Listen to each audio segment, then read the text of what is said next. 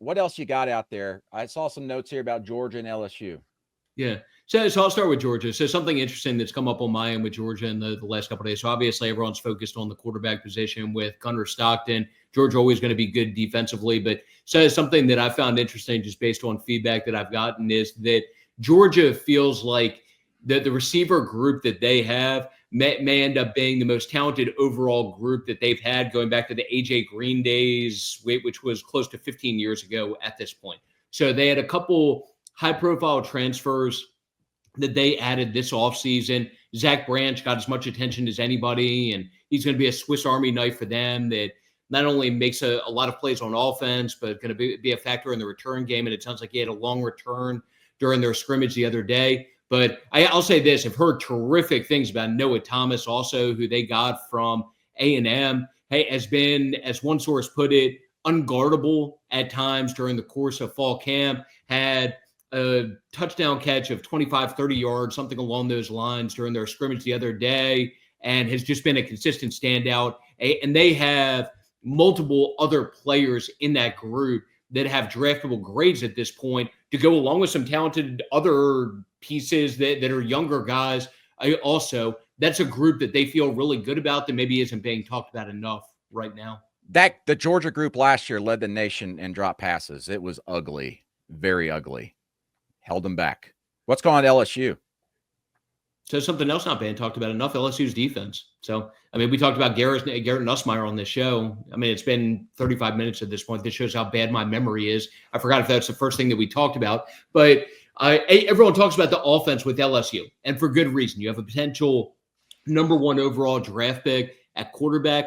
But LSU is a team that very much is going to have a chance to compete for SEC title, playoff spot, maybe even a national championship. Some people may find that crazy. It's not crazy. Part of the reason it's not is because that defense is in line to be a lot better than it was last year. And something that contributes to that, not only me feeling like that, but people inside the building, is they did a great job adding some quality free agents this offseason. And some specifically that have come up as standouts through the early part of fall camp. Mansoor Delane at corner that they got from Virginia Tech had grades in the top 2 or 3 rounds from NFL people within the last couple of years. They add him, and he's been as advertised through the offseason and this early part of fall camp. Bernard Gooden from South Florida, kind of an under-the-radar guy for most people to a certain degree along the D line,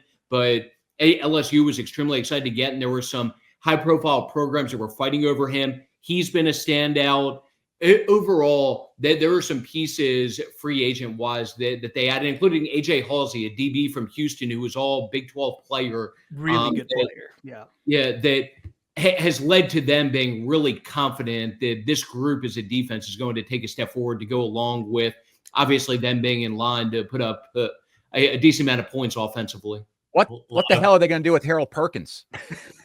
We don't have, that's another podcast. That's another podcast. We don't need to get into that right now. But I did get. I did get a chance to really get deep into LSU secondary during my roster manager series earlier this offseason at 247 Sports, and I mean, when you look at the sheer number of guys that they brought in who could be contributors, I mean, it's really big. We expected big things from Mansoor Delane coming over from Virginia Tech. He's apparently been even better than advertised since coming in.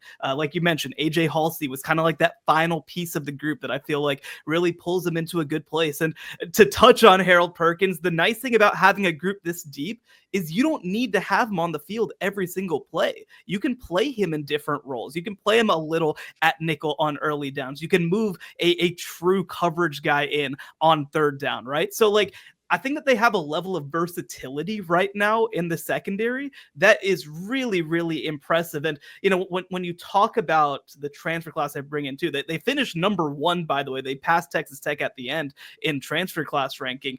They brought in a number of guys who aren't just talented, but have also played ball. And those are the hardest type of guys to get in the transfer portal. To bring in as many as they did in a key position group is very impressive. I'll say that A.J. Halsey. There were teams like Miami that were fighting hard to try to get A.J. Halsey. it's interesting because NFL people still view him as like a later round type guy right now. We'll see if that changes, but had 5 interceptions last year at Houston. And the way that he was described within the last couple of days was he quote unquote, he's been fantastic. There's a lot of really good buzz about 5-star true freshman DJ Pickett, by the way. Like a lot of really good buzz there. Like he could start good buzz for them. So that's another piece of the secondary to keep an eye on. So LSU's win the national title. I guess we've just decided that. They were I had them as a national title favorite. I had them as my one of my most underrated teams in the SEC. We'll get to talk about them a lot, I assure you. I do too. The schedule's what kind of hits me back. That's why I labeled them as the most underrated team in the SEC. That schedule's going to be very difficult go down the stretch in October and November. Don't forget about some of the guys they added on offense too, like Nick Anderson, who had 10 touchdown catches going back a couple of years ago at Oklahoma. The Barian Browns of the world. Like it wasn't just defensive players that they added as free agents. Yeah, that team has talent. Oh, they're loaded. I mean, listen. The best thing that happened to them was Bryce Underwood saying, "Nah, I'm not doing this," and LSU could spend their $10 million elsewhere. Some cap space. Exactly. All right, we're going to take another break here. When we come around, a little bit more intel, and then we're going to start reacting to the AP poll because, polls matter. When you need your sports news all the time, we've got breaking news to bring to you. CBS Sports HQ gives you a snapshot of all the sports that matter to you. When you need your sports in a snap, find it on CBS Sports HQ, streaming free anywhere you are. Real quick, welcome back to College Football Insiders. Make sure to like and subscribe and all that jazz. Real quick, I wanted to hit on a couple of things I was hearing. Texas, of course, already has had a top 3 defense last year. They lose a couple of big pieces, especially at the defensive tackle spot.